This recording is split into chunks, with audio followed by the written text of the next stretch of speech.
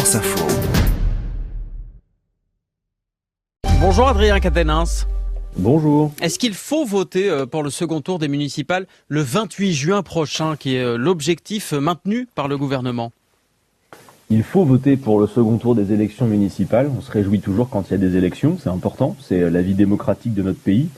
Mais je crois qu'il n'est pas raisonnable d'imaginer que ce second tour se tienne le 28 juin. Et je m'appuie pour vous le dire sur la décision, en tout cas le rapport rendu par le Conseil scientifique, qui nous dit deux choses. Qui nous dit d'une part qu'il ne s'opposera pas à la tenue d'un scrutin et des opérations de vote le 28 juin, mais qui nous dit également que de son point de vue scientifique, il n'est pas possible de mener une campagne électorale normale. Or, une élection, c'est une délibération sur la base d'une campagne électorale. Sinon, comment les candidats, y compris je pense aux plus petits candidats, peuvent-ils se faire connaître, porter leurs propositions ?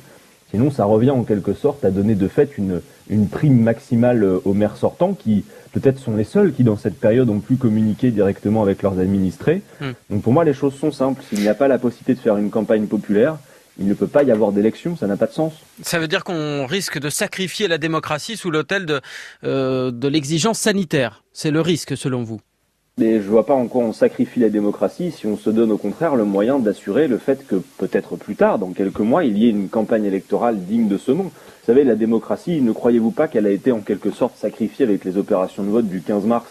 Enfin, regardez un peu le fiasco que ça a été quand la veille d'un scrutin, on annonce qu'à minuit on ferme les lieux publics, inquiétant la population, ce qui est bien normal, et que dans le même temps on appelle à des opérations de vote. Enfin, comme moi, vous avez vu les résultats des courses du 15 mars, vous avez vu comme moi l'abstention considérable.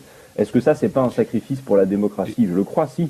Je pense qu'il ne peut pas y avoir d'élection, il ne peut pas se tenir un scrutin s'il n'y a pas une campagne populaire qui permet à chacun de faire valoir ses propositions. Et d'ailleurs, j'observe, vous l'avez vu ce matin, qu'un sondage montre qu'une majorité de Français sont plutôt d'accord avec cette idée et pensent que juin n'est pas le bon moment pour procéder aux opérations de vote. Adrien Quatennens, une question de Renaud Dely. Très précisément, Adrien Quatennens, le gouvernement envisage aussi éventuellement une hypothèse justement par sécurité si les conditions sanitaires ne sont pas suffisantes en juin. Le gouvernement a évoqué la date de janvier 2021. Si on vote plus tard, que ce soit à l'automne ou en janvier 2021, il faudra réorganiser les deux tours. Donc il faudra annuler les résultats du premier tour pour vous. En tout cas, c'est ce qui avait été indiqué lors de la délibération et lors de l'examen du texte qui a été voté à l'Assemblée nationale. Ce qui avait toujours été dit depuis le début, c'était que soit nous étions en capacité de voter au mois de juin pour le second tour, et dans ce cas-là, on se contentait des opérations de vote du second tour, soit il faudrait reporter le vote à après l'été, et dans ce cas, c'est ce qu'avait précisé Christophe Castaner, les deux tours devraient se rejouer. On parle uniquement des 5000 communes, on ne parle pas de celles qui ont déjà élu leur maire au premier tour en mars. Exactement, l'idée était que les communes qui ont réglé entre guillemets la question dès le premier tour, c'est-à-dire dont le premier tour a suffi à élire un maire, voient leurs résultats consolidés. Mais dans ces 5000 communes, ça concerne les autres communes. Mais dans ces 5000 communes, Adrien Quatennens, ce serait aussi une entorse à la démocratie que de considérer le vote des électeurs du 15 mars dernier comme nul. Écoutez, je vous laisse l'appréciation. Si vous considérez que le vote du 15 mars a été parfait, qu'il n'y a eu absolument aucune influence de la situation sanitaire sur le vote, qu'une proportion non considérable des citoyens ont renoncé à aller voter de peur peut-être d'être contaminés lors des opérations de vote. Vous avez mais le droit dans ce cas-là, est-ce qu'il ne faut penser... pas revoter pour tout le monde ? Pourquoi est-ce que ce vote il serait acceptable pour quasiment 30 000 communes et pas pour 5 000 autres ? Entre-temps, si vous voulez, ce qui se passe, c'est qu'il y a quand même des conseils municipaux qui doivent bien pouvoir s'installer pour assurer une continuité de l'activité. Alors oui, on pourrait imaginer prolonger de quelques mois encore le mandat de ceux qui sont déjà élus. Mais en tout cas, tel que ça a été décidé à l'Assemblée nationale et tel que le texte de loi, parce que si les règles sont de nouveau modifiées, il faudra repasser par un texte de loi de toute façon. Pour l'instant, la règle, c'est effectivement que soit nous pouvons voter au mois de juin, soit ce sera les deux tours pour les 5000 communes qui ont besoin d'un second tour. Moi, en tout cas, je vous le dis, à ce stade, très clairement, je considère que voter au mois de juin, sans campagne électorale, paraît totalement hasardeux et pas souhaitable. Renaud Dely. Alors Adrien Quatennens, le déconfinement du pays a commencé donc le 11 mai, il y a maintenant presque 10 jours, il y a une dizaine de jours. La France Insoumise pronostiquait un déconfinement chaotique. Jean-Luc Mélenchon a accusé Emmanuel Macron de jouer, je le cite, à la roulette russe avec les enfants en rouvrant les écoles ou de pousser les Français au suicide, je le cite aussi, dans les transports. Au bout de 10 jours, est-ce que vous êtes rassuré ? Il n'y a pas de chaos en tout cas. Globalement, ça se passe plutôt bien dans les entreprises, à l'école, mais aussi dans les transports. Écoutez, d'abord, vous dire une chose, c'est que tout le monde, y compris à la France Insoumise, souhaite que tout se passe bien, au cas où vous en douteriez. Personne ne peut souhaiter qu'il y ait une seconde vague ou que les choses se passent mal. J'ai pas dit que vous souhaitiez que ça se passe mal, hein. J'ai bien dit que vous pronostiquiez que ça se passerait mal. Tout le monde voit bien que la date du 11 mai ne correspond à aucune réalité scientifique. Elle est un choix arbitraire du président de la République, qui a des considérations plutôt de reprise d'activité économique avec les mêmes paramètres que précédemment et sur fond de compétition internationale, en tout cas européenne, on le voit bien. Il n'y avait pas aussi au bout de 2 mois, il n'y avait pas aussi des considérations sociales, c'est uniquement économique pour vous? Il fallait pas permettre aux gens de sortir de chez eux au bout de 2 mois, au bout de ces 2 mois au cours desquels ils étaient enfermés, pour des raisons sociales aussi et psychologiques peut-être?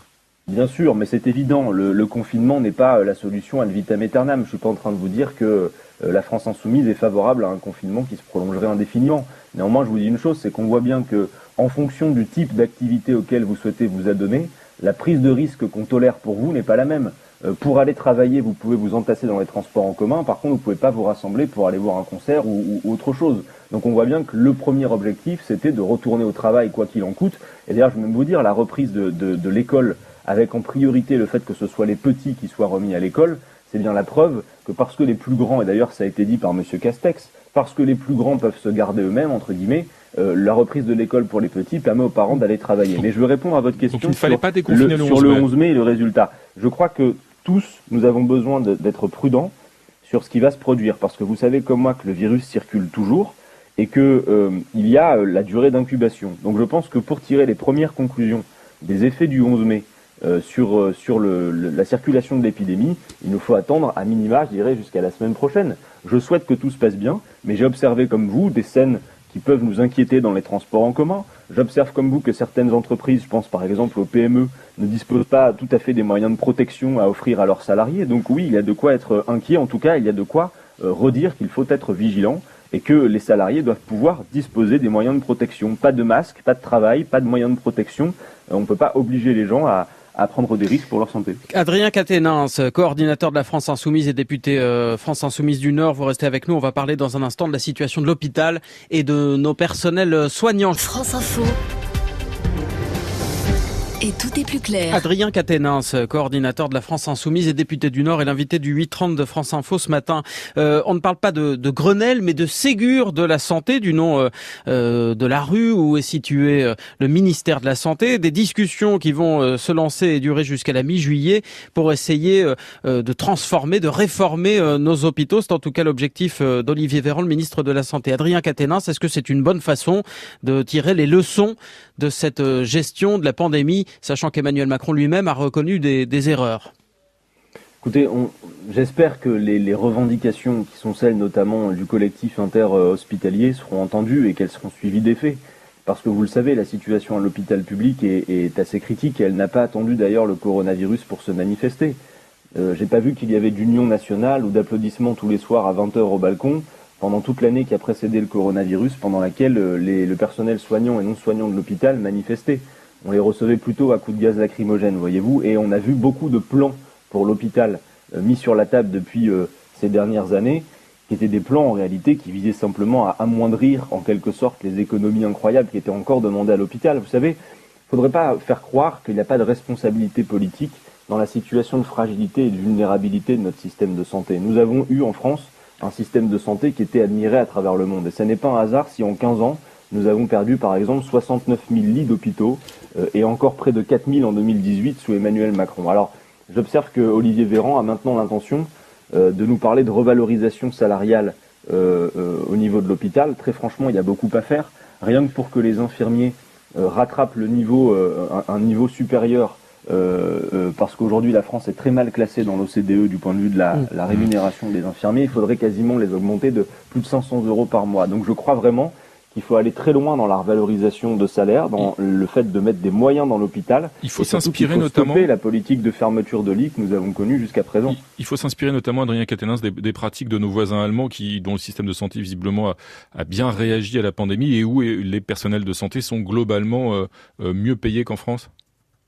Moi, je crois à l'État et au service public, et c'est d'abord l'hôpital public qui doit pouvoir se voir attribuer des moyens. Vous savez, si la situation n'a pas été plus critique, si ça n'a pas implosé littéralement, alors qu'on a été dans une situation de tension extrême, c'est uniquement grâce au dévouement absolu des fonctionnaires qui ont travaillé à l'hôpital public, de tout ce personnel soignant. Il y a eu aussi l'apport du secteur privé, non? Il y a eu aussi l'apport des cliniques privées? Oui, bien sûr. Mais j'observe que dès le 27 février, lorsqu'avec Jean-Luc Mélenchon, nous étions reçus à Matignon par Édouard Philippe, nous avions demandé si le secteur privé serait réquisitionné. On nous a dit mais c'est une évidence. Et on a vu ensuite, vous l'avez vu vous-même, des cliniques et des hôpitaux privés réclamer justement à être réquisitionnés parce qu'ils ne l'étaient pas.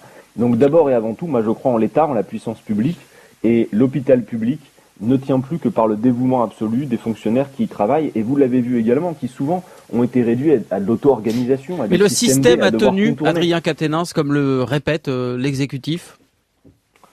Il a été en tension extrême et il a tenu de peu, d'abord grâce au dévouement des agents et du fait d'une solution qui apparaît comme finalement un mal dans cette période, c'est le confinement. S'il n'y avait pas eu de confinement, il est clair que ça aurait explosé.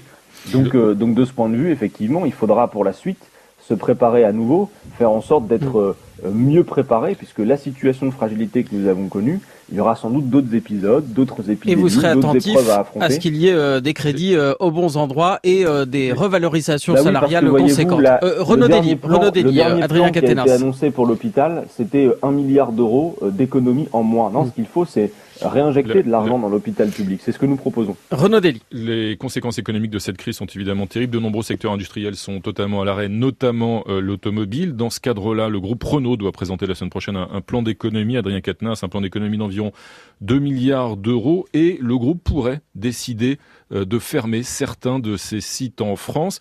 Édouard Philippe est intervenu hier au Sénat et il s'est voulu rassurant. Nous serons extrêmement attachés, intransigeants même, je dirais, à la préservation du site France, des sites France. Renault est une entreprise mondiale, c'est vrai, mais enfin sa marque française est évidente et donc nous serons extrêmement exigeants sur ce point. Le gouvernement s'engage à ce que Renault préserve ses sites en France. Est-ce que vous êtes rassuré, Adrien Quatennens? Écoutez, en tout cas, je pense qu'il faut y aller très clairement. S'agissant de Renault, après ne peut pas être comme avant. Il faut interdire les licenciements. Si c'est la volonté de Renault que de procéder à ces licenciements. Uniquement pour Renault, ou est-ce que c'est une mesure qu'il faut prendre à l'échelle nationale? Non, je pense qu'il faut la prendre pour beaucoup d'entreprises, et y compris en particulier pour des entreprises qui bénéficient de l'argent public pour pouvoir fonctionner.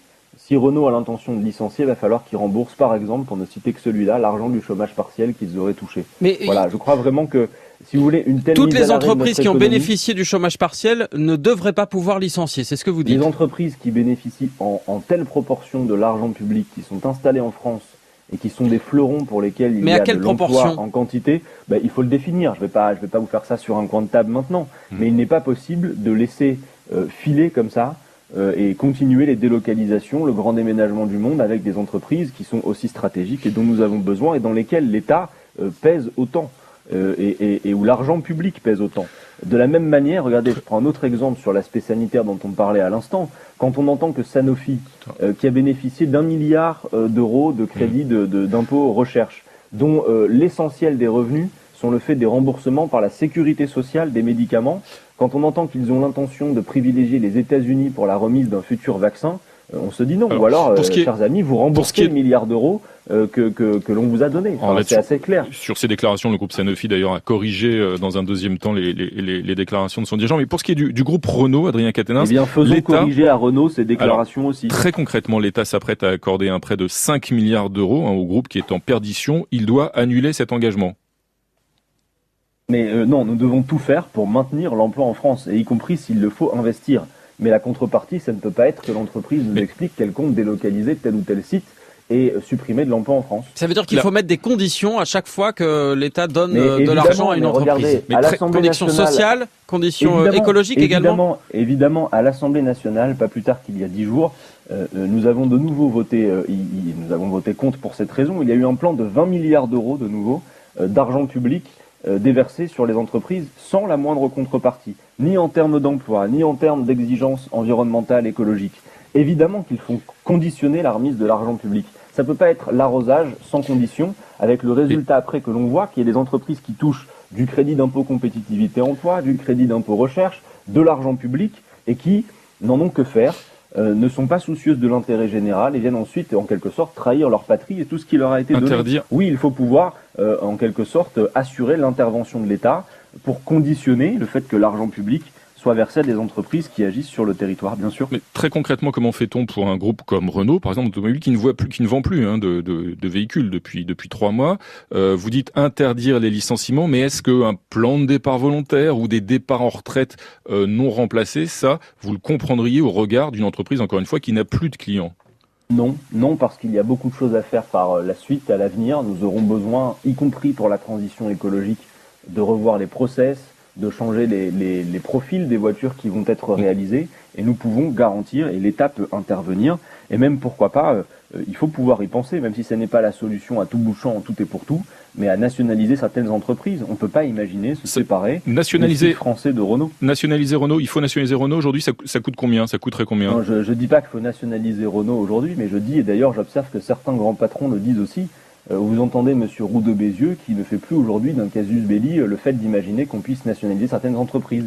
Nous avons besoin de retrouver dans un certain nombre de secteurs notre indépendance et une garantie dans la durée, y compris pour faire face aux défis que nous aurons à affronter plus tard, et je pense notamment à la question de la transition écologique. Il parle de dispositifs très temporaires, Geoffroy Roux de Bézieux, le patron du MEDEF. Vous restez avec nous, Adrien Quatennens, coordinateur de la France Insoumise. On va parler dans un instant du plan de relance européen annoncé conjointement par Emmanuel Macron et Angela Merkel. France Info. Et tout est plus clair. Adrien Quatennens, le coordinateur de la France Insoumise et député du Nord, est l'invité du 8h30 de France Info. 500 milliards d'euros pour relancer l'Europe, c'est ce que propose pour l'instant la France et l'Allemagne, mais c'est moins le montant que le mécanisme en lui-même qui est intéressant. Concrètement, c'est la Commission européenne qui emprunterait sur les marchés. Les États membres pourraient ensuite puiser dans cette enveloppe, et ce sont bien les 27 qui rembourseraient. Est-ce que ça veut dire, Adrien Quatennens, que l'Allemagne s'est convertie à ces fameux Corona Bonds que réclamait au début de la crise l'Italie notamment? Je ne le crois pas, mais d'abord je veux pointer la responsabilité de l'Union européenne dans la crise que nous connaissons. J'ai lu ce matin que la Commission européenne pointait les lacunes de la France dans la gestion de la crise, mais c'est un peu fort de café de sa part.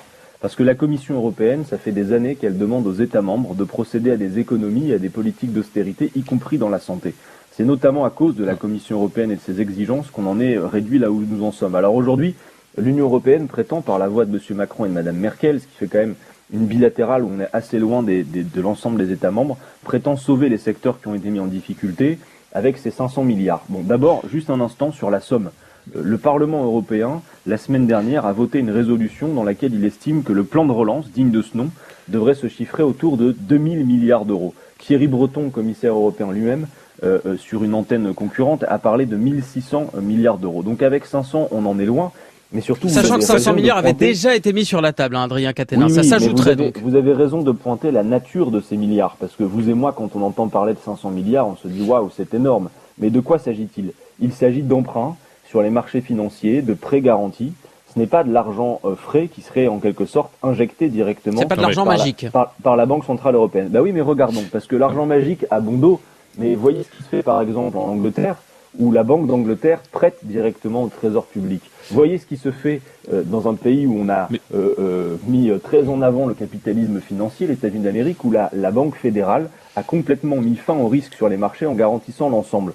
Je vous le dis très clairement. Adrien Quatennens, s'il s'agit de dire qu'il va falloir rembourser ces milliards le cadre des traités européens, on s'assure de politiques d'austérité à venir. Précisément, Adrien Quatennens, précisément, ce n'est pas le cas en l'occurrence. Il s'agit non pas de prêts que les États seraient individuellement, chacun d'entre eux, contraints de rembourser. Ce sont plutôt des subventions versées par la Commission européenne.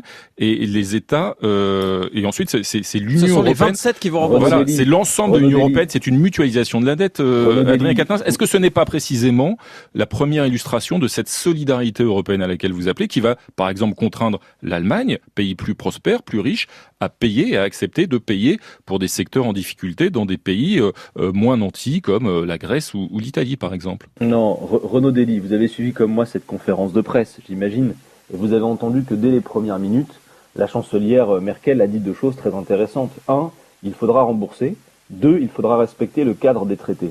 Par conséquent, ces aides sont conditionnés à de futures politiques d'austérité. Alors après, la répartition de l'effort à l'échelle de l'Union européenne... Ça, c'est vous qui le dites. Ni Angela Merkel, ni Emmanuel Macron n'ont dit que ces aides étaient conditionnées à de futures politiques d'austérité, comme vous le dites. Mais Renaud Dely, à partir du moment où vous dites qu'il faudra rembourser la dette, avant même ces milliards mis sur la table, avant même la crise du Covid-19, les dettes des États étaient insoutenables. Et tout le monde le sait. Et je vous le dis, et nous le disons depuis un certain temps, elles ne seront jamais payées. Ou alors, si le but que vous poursuivez, c'est de les payer, vous annoncez aux générations futures qu'elles vont se lever tous les matins pour avoir pour seule perspective et pour seul projet politique de rembourser des dettes qui ne sont pas soutenables. Il y a des solutions, une solution technique d'ailleurs, qui est dans le cadre des traités même, qui permettrait de faire en sorte que l'on allège le poids de ces dettes. Surtout que je vais vous dire une chose. Et comment? Pour faire ce que nous Quelle est cette aurons solution technique? Pour faire, juste, je termine et je vous explique ça très vite, mais pour faire ce que nous aurons à faire, rien que sur la question climatique, il va falloir s'endetter encore beaucoup plus.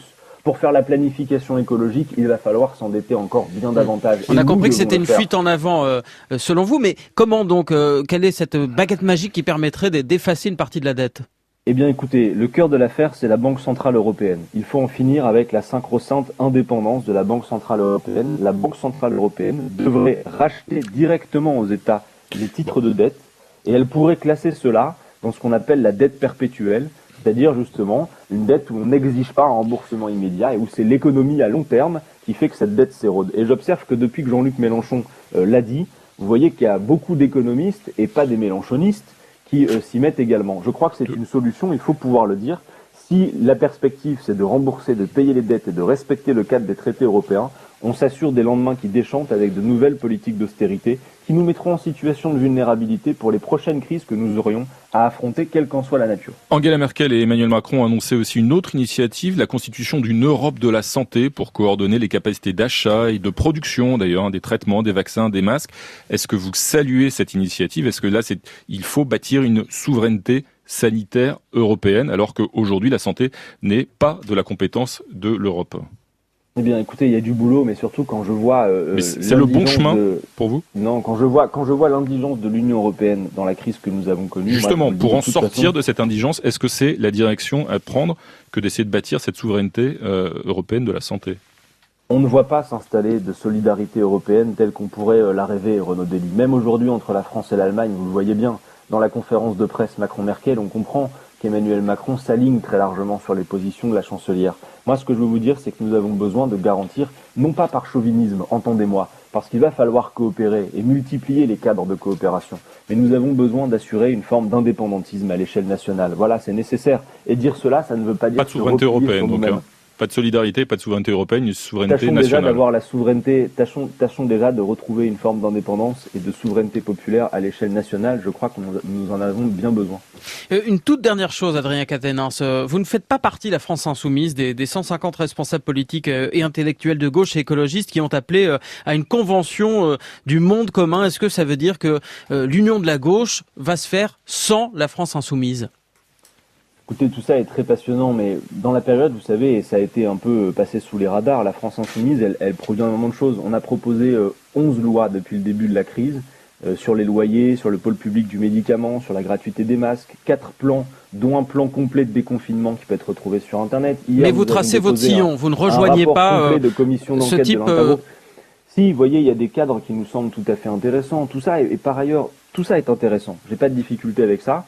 Le cadre, par exemple, Plus jamais ça, vous savez, qui allie des associations et des syndicats et qui appelle des partis politiques à se rassembler dans ce cadre commun, nous paraît assez intéressant en ceci qu'il correspond à peu près à ce que nous avions formulé il y a maintenant plus d'1 an, c'est-à-dire la volonté d'une fédération populaire qui repose sur ces collectifs et sur ces cadres auto-organisés. Nous verrons bien. Nous sommes tout à fait disponibles et disposés à la discussion. Maintenant, une chose est sûre, on ne peut pas faire croire qu'on va partir d'une page blanche. Enfin, un programme comme l'Avenir en commun que nous avons défendu en 2017, si vous le regardez aujourd'hui, je vous mets au défi de considérer qu'il n'est pas adapté à la situation qu'on connaît et qu'à certains égards même, il n'est pas prémonitoire sur ce que nous avons à affronter ensuite. Donc la main de la France Insoumise reste tendue à ses partenaires éventuels de la gauche. Merci beaucoup Adrien Quatennens, coordinateur de la France Insoumise, député du Nord, d'avoir été ce matin l'invité du 8h30 de France Info.